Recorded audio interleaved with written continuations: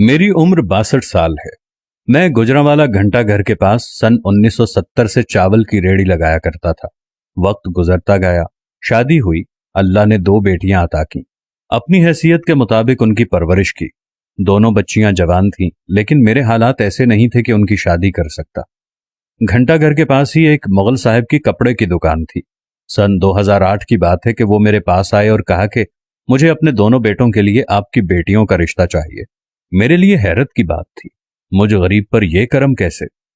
खैर, घर जाकर बीवी से मशवरा करके हमने हां कर दी। साल गुजर गया, वो शादी का तकाजा करने लगे और मेरे पास 10,000 रुपए भी नहीं थे कि मैं बच्चियों को रुखसत कर सकता।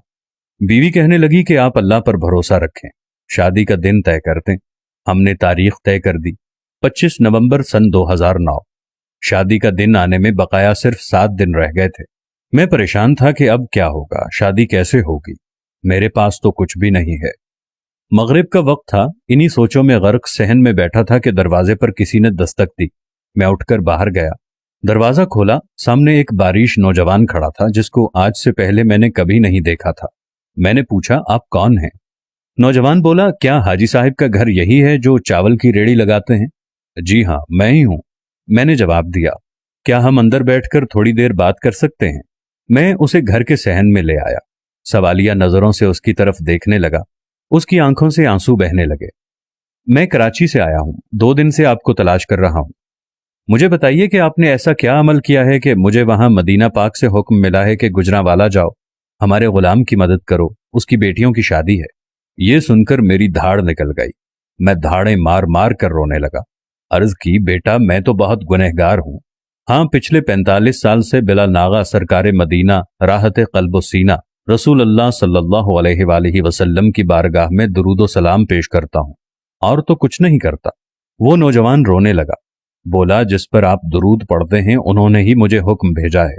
उसके हाथ में ब्रीफकेस था, वो मुझे दिया और मुझे गले से लगा लिया। बिना अपना नाम पता बताए मुझे मिलकर रुखसत हो गया। मैं नहीं जानता वो कौन था, कहां से आया था। बाद में ब्रीफकेस खोलकर देखा, उसमें 30 लाख रुपए थे और एक खत के आपके बच्चियों की शादी करें, ये मदद वहां से है।